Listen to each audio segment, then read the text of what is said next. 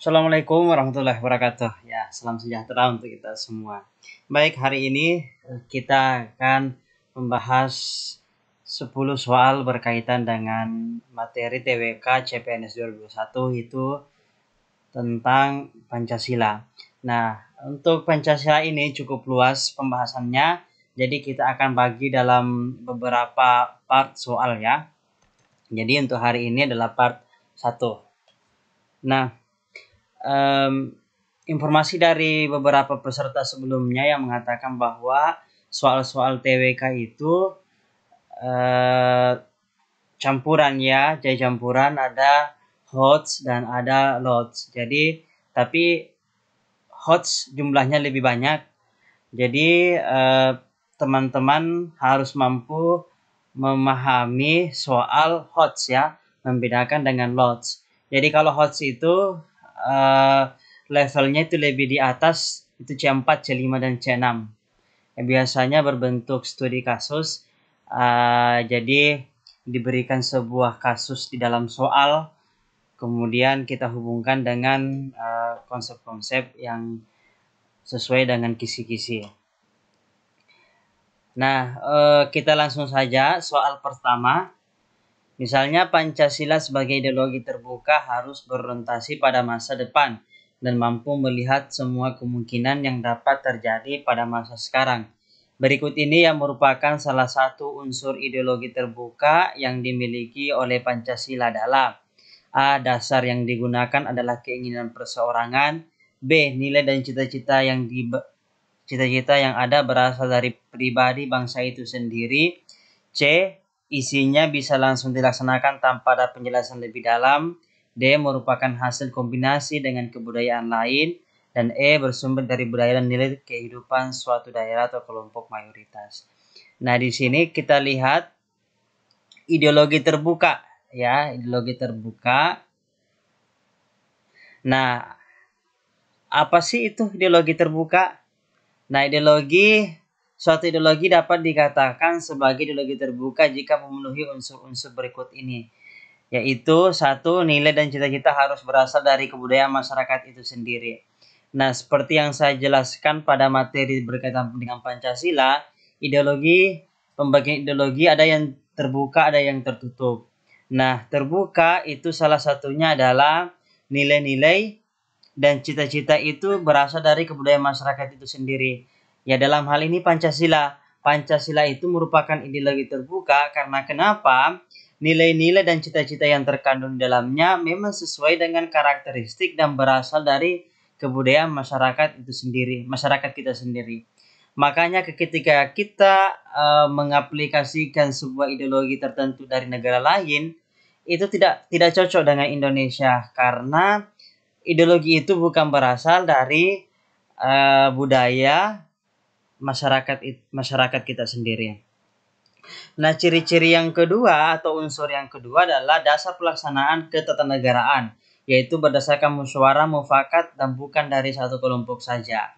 Nah, jadi Pancasila itu sesuai dengan sila keempat, kerakyatan yang dipimpin oleh hikmat kebijaksanaan dalam permusyawaratan perwakilan, artinya segala pelaksanaan penyelenggara negara itu harus berdasarkan pada musyawarah dan mufakat, bukan merupakan keputusan dari satu kelompok, bukan merupakan satu keputusan dari satu partai saja ya.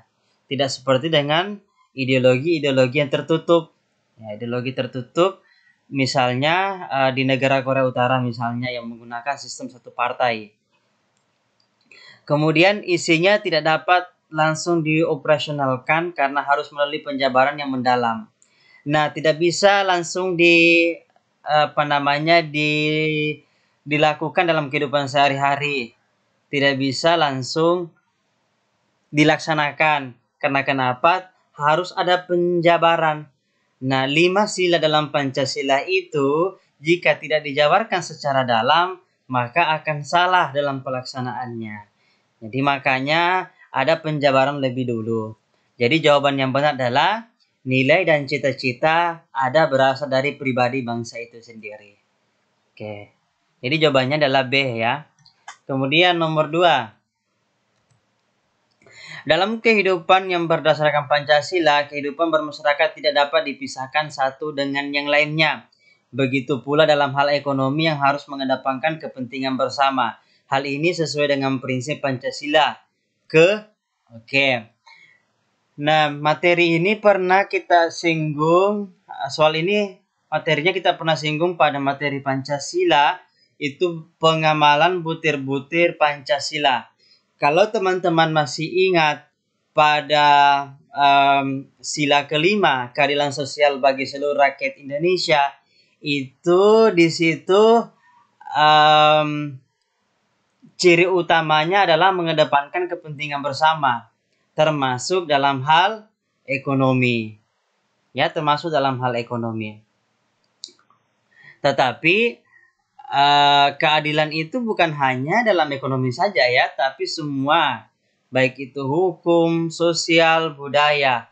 Hal ini, dengan adanya keadilan ini, kita mengharapkan adanya keseimbangan antara kehidupan pribadi masyarakat ya.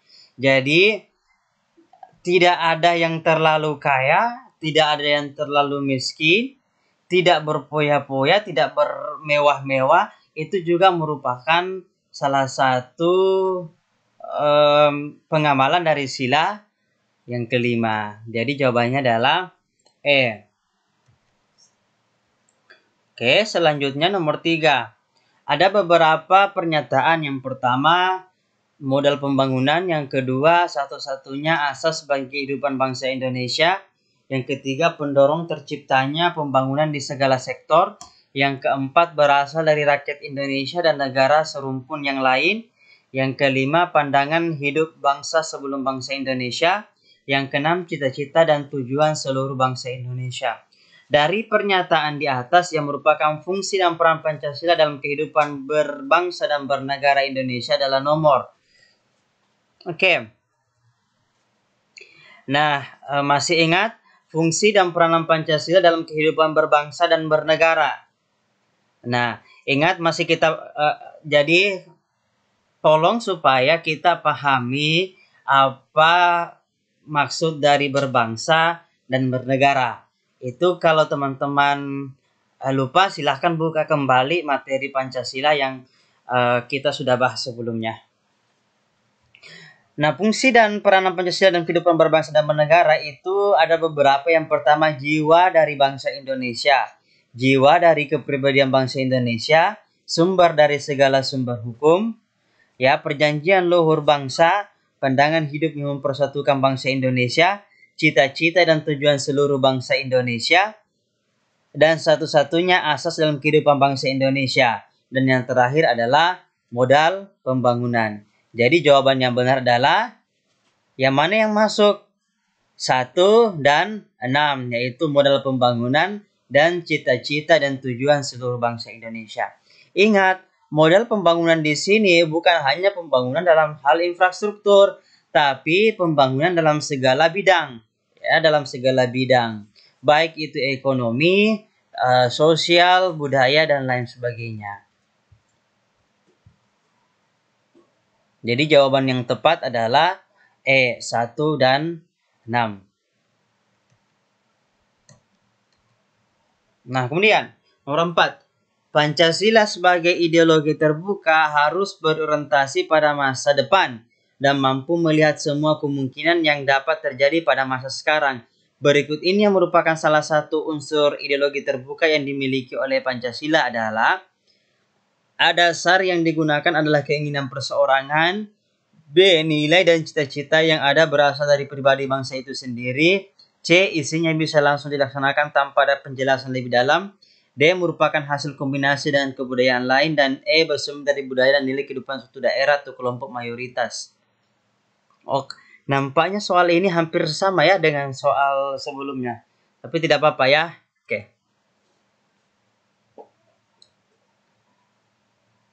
Oke. Jadi yang dimaksud dengan ideologi terbuka, ya, ideologi terbuka itu adalah bagaimana Pancasila berorientasi pada masa depan dan mampu melihat semua kemungkinan yang dapat terjadi pada masa sekarang. Berikut ini merupakan salah satu unsur ideologi terbuka yang dimiliki oleh Pancasila adalah nilai dan cita-cita yang ada berasal dari pribadi bangsa itu sendiri. Jadi jawabannya adalah B. Ya, sama dengan soal sebelumnya. Nah, oke, kita bahas sedikit. Pilihan A, apakah benar dasar yang digunakan adalah keinginan perseorangan? Bukan ya. Jadi, meskipun sebenarnya kata Pancasila itu diusulkan oleh Insinyur Soekarno dan diperkuat oleh Muhammad Hatta. Jadi, Muhammad Hatta pernah mengatakan bahwa Pancasila itu pernah disebutkan oleh Presiden Soekarno. Tetapi Presiden Soekarno sendiri pernah membantah bahwa Pancasila itu bukan dari saya, tetapi melainkan dari pribadi bangsa kita sendiri, dari budaya karakteristik bangsa kita sendiri, ya. Jadi salah jika kita mengatakan bahwa Pancasila merupakan keinginan perseorangan. Isinya bisa langsung dilaksanakan tanpa ada penjelasan lebih dalam. Kurang tepat ya, karena kenapa? Di dalam Pancasila itu cukup ringkas. Sila-sila Pancasila cukup ringkas.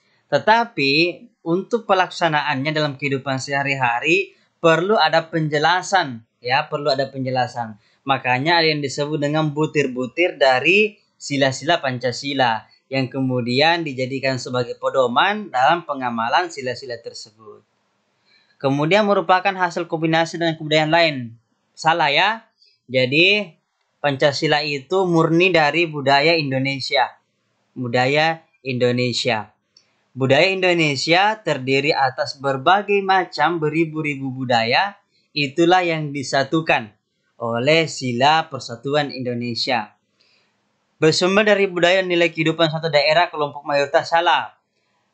Jadi Pancasila itu berasal mewakili seluruh budaya dan kehidupan kelompok di Indonesia. Bukan hanya mayoritas ya, bukan hanya suku Jawa, bukan hanya umat Islam, tetapi seluruh. Kita tahu bahwa sila pertama Pancasila yang awalnya adalah berkaitan dengan syariah Islam, tetapi karena pertimbangan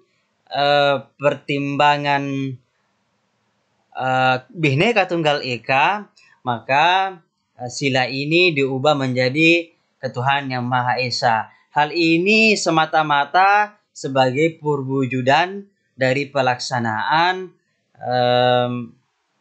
Bhinneka Tunggal Ika. Jadi Pancasila itu bukan milik satu suku tertentu atau kelompok mayoritas. Nah, lanjut nomor 5. Berikut ini yang bukan merupakan contoh pengamalan Pancasila sebagai paradigma pembangunan nasional adalah: 1. Pembangunan harus bersifat pragmatis. 2. Pembangunan harus menghormati hak asasi manusia. Pembangunan harus dilaksanakan secara demokratis. Pembangunan harus diprioritaskan pada taraf minimum keadilan sosial. Pembangunan tidak boleh bersifat ideologis. Nah, Pancasila sebagai paradigma pembangunan nasional dapat diuraikan sehingga hasil pembangunannya sesuai dengan Pancasila. Apa saja? Yang pertama, pembangunan tidak boleh pragmatis. Tidak hanya mementingkan tindakan nyata dan mengabaikan pertimbangan etis yang ada. Jadi, dalam pembangunan itu bukan hanya action yang ingin kita lihat, tetapi pertimbangan etis juga harus muncul. Pembangunan tidak boleh bersifat ideologis. Secara mutlak hanya melayani satu ideologi tertentu dan mengabaikan manusia. Oke. Ya, jadi tidak bisa bersifat ideologis. Satu ideologi tidak bisa ya. Kemudian pembangunan harus menghormati hak asasi manusia. Kemudian pembangunan dilaksanakan secara demokratis dengan melibatkan masyarakat dalam pengambilan keputusan yang menyangkut mereka. Pembangunan diprioritaskan pada taraf minimum keadilan sosial. Oke, nampaknya di soal ini di pilihan jawabannya, mohon maaf ya ada kekeliruan mungkin. Jadi berdasarkan penjelasan ini, kalau dari choice-nya ini ada beberapa yang benar. Jadi pembangunan harus bersifat pragmatis benar, pembangunan harus menghormati hak asasi manusia benar, pembangunan harus dilaksanakan secara demokratis benar ya. Dilaksanakan secara demokratis di mana melibatkan masyarakat dalam pengambilan keputusan. Pembangunan harus diprioritaskan pada taraf minimum keadilan sosial. Benar juga, pembangunan tidak boleh bersifat ideologi. Pembangunan tidak boleh bersifat ideologi. Ya, benar. Jadi, yang salah itu adalah pembangunan harus bersifat pragmatis. Pembangunan tidak boleh bersifat pragmatis. Pragmatis itu yaitu mementingkan tindakan nyata, mengabaikan pertimbangan etis. Ini salah. Jadi kita tambahkan di sini kecuali di soalnya ya.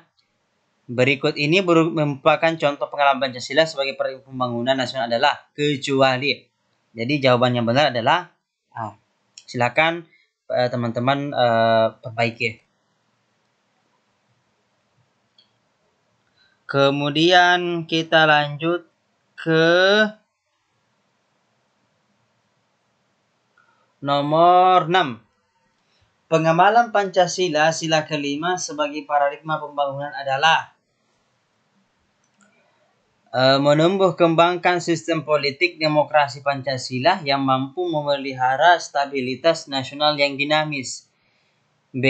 Pengembangan ekonomi dan pemerataan pembangunan serta mengembangkan kesadaran dan tanggung jawab warga negara.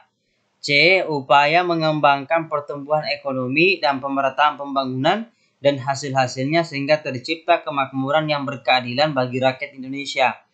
Kemudian D. Peningkatan harkat dan martabat serta kewajiban asasi warga negara dan penghapusan ketidakadilan. E. Pembangunan untuk meningkatkan harkat martabat manusia berdasarkan nilai keadilan manusia. Ya, seperti yang saya jelaskan sebelumnya bahwa pengamalan di sila kelima itu berkaitan dengan pembangunan. Pembangunan ciri utamanya adalah mementingkan atau menuju tercapainya keadilan sosial bagi seluruh rakyat Indonesia. Pengamalan Pancasila sila kelima sebagai paradigma pembangunan adalah upaya mengembangkan pertumbuhan ekonomi dan pemerataan pembangunan. Pertumbuhan ekonomi, pemerataan pembangunan di sini merupakan perwujudan dari keadilan sosial dan hasil-hasilnya sehingga tercipta kemakmuran yang bersifat keadilan bagi rakyat Indonesia dalam sistem ekonomi yang disusun sebagai usaha bersama berdasar atas asas kekeluargaan. Jadi, sistem ekonomi yang dianut di Indonesia adalah kekeluargaan. Jadi, tidak sama dengan ideologi lainnya, misalnya komunis atau liberal. Jadi, ada yang ekonomi itu harus diatur oleh negara demi pemerataan. Ada juga ideologi rakyat diberikan kebebasan untuk memperkaya dirinya sendiri. Nah, di Pancasila tidak seperti itu. Berdasar atas kekeluargaan, artinya di sini rakyat dan negara ikut terlibat. Diberikan kewenangan. Swasta, BUMN, BUMS itu boleh ya bekerja sama untuk mencapai pembangunan dan keadilan bagi rakyat Indonesia. Jadi itu Pancasila ya. Jadi jawabannya adalah C. Upaya mengembangkan pertumbuhan ekonomi dan pemerataan pembangunan hasil-hasilnya sehingga tercipta kemakmuran yang berkeadilan bagi rakyat Indonesia.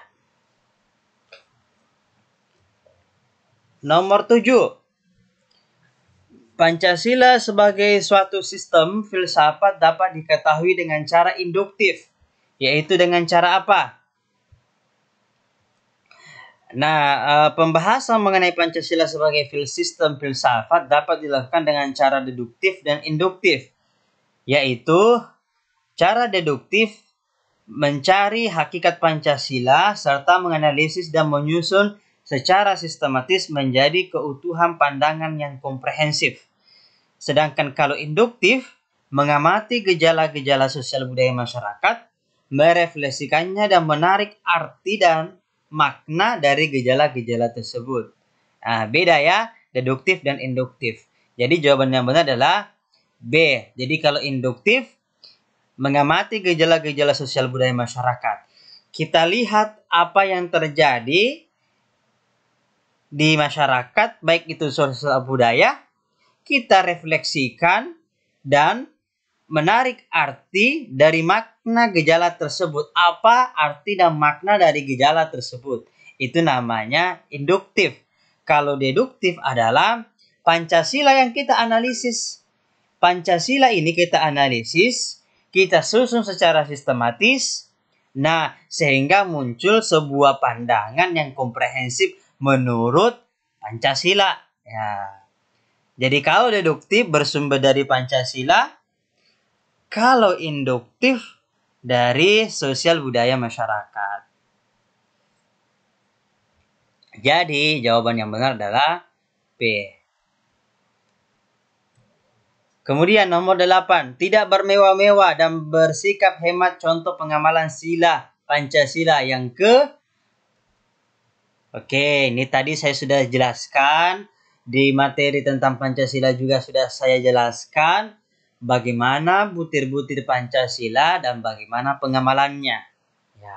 Saya review kembali bahwa ada 12 butir dalam pengimplementasian sila kelima Pancasila dalam kehidupan sehari-hari. Apa saja? Yang pertama, mengembangkan sikap perbuatan luhur yang mencerminkan sikap dan suasana kekeluargaan dan gotong royong. Jadi jika menyangkut tentang kekeluargaan, ekonomi misalnya, adanya swasta dan adanya BUMN bekerja bersama-sama, atau misalnya pemerintah dan rakyat bekerja gotong royong, maka itu merupakan pengamalan sila ke-5. Hati-hati, masing-masing sila itu beririsan. Antara sila ke-5 dan sila ke-3 Persatuan Indonesia itu juga beririsan. Jadi, jangan karena Anda melihat bahwa ini kekeluargaan dan gotong royong, kemudian memilih sila ketiga ya. Hati-hati ya. Kemudian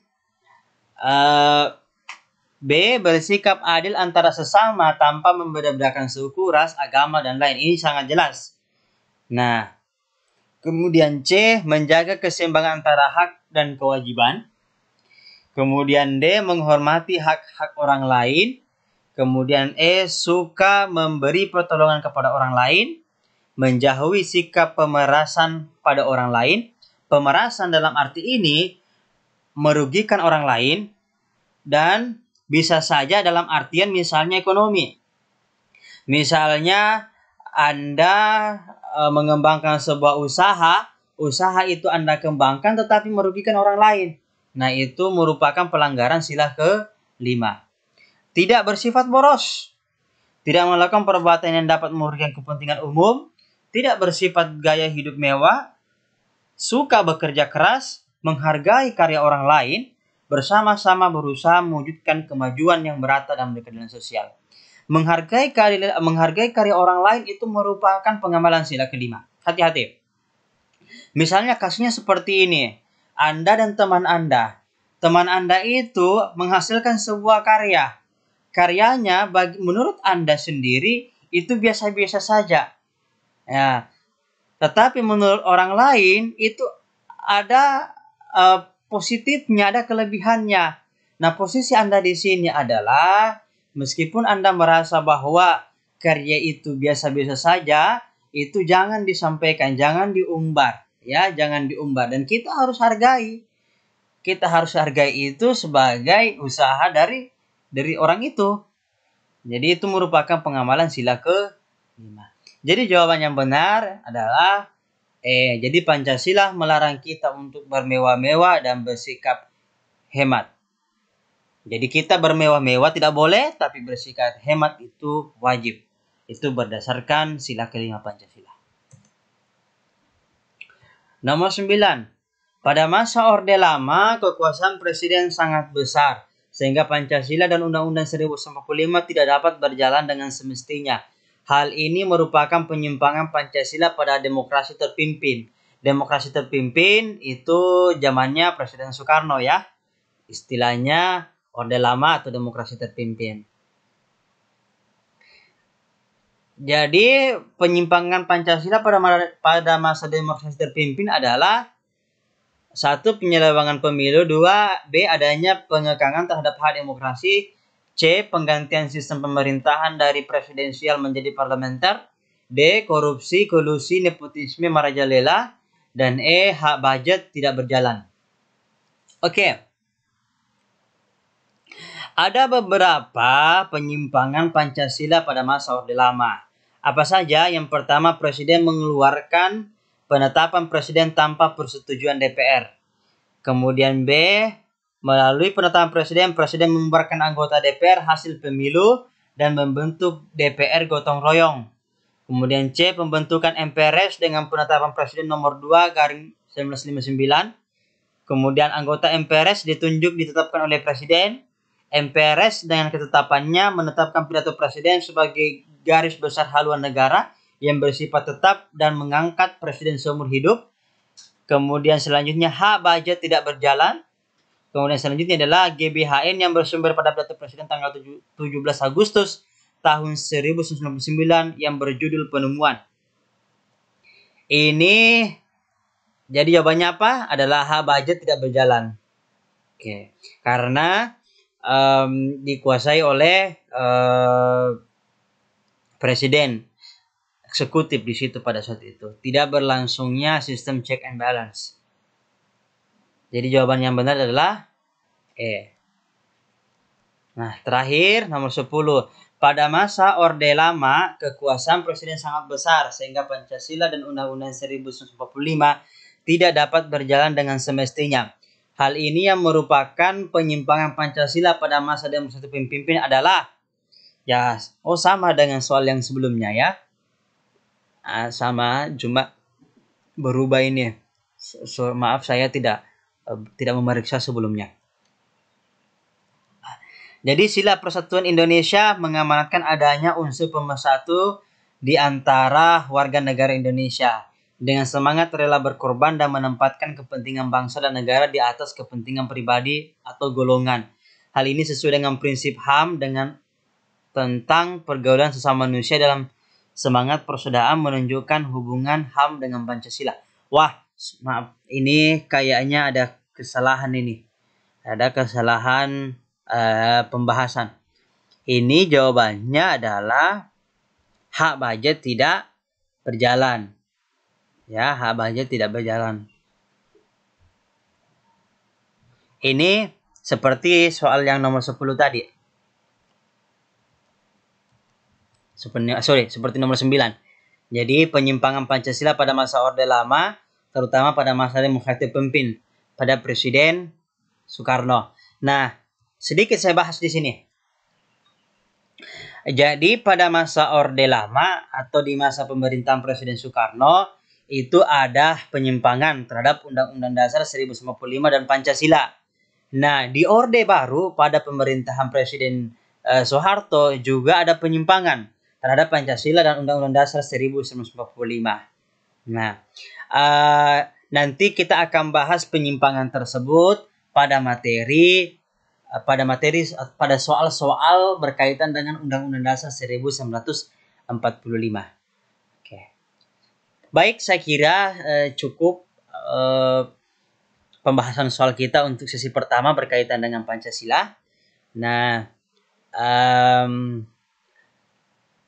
jika ada yang ingin memberikan tambahan atau tanggapan atau saran dan kritik atau perbaikan berdasarkan dari penjelasan yang saya berikan, silakan teman-teman menuliskan pada kolom komentar. Jika teman-teman merasa bahwa video ini bermanfaat kepada orang lain, silahkan di-share. Dan jika teman-teman suka dengan konten dalam video ini, silahkan klik tombol like. Nah, agar teman-teman tidak ketinggalan dengan pembahasan soal-soal selanjutnya, itu silahkan diklik tombol subscribe. Sekira cukup, terima kasih. Saya doakan supaya teman-teman sekalian tetap semangat, ya. Semangat untuk mencari formasi yang cocok sesuai dengan pendidikan, background, dan keinginan teman-teman semua. Terima kasih. Assalamualaikum warahmatullahi wabarakatuh.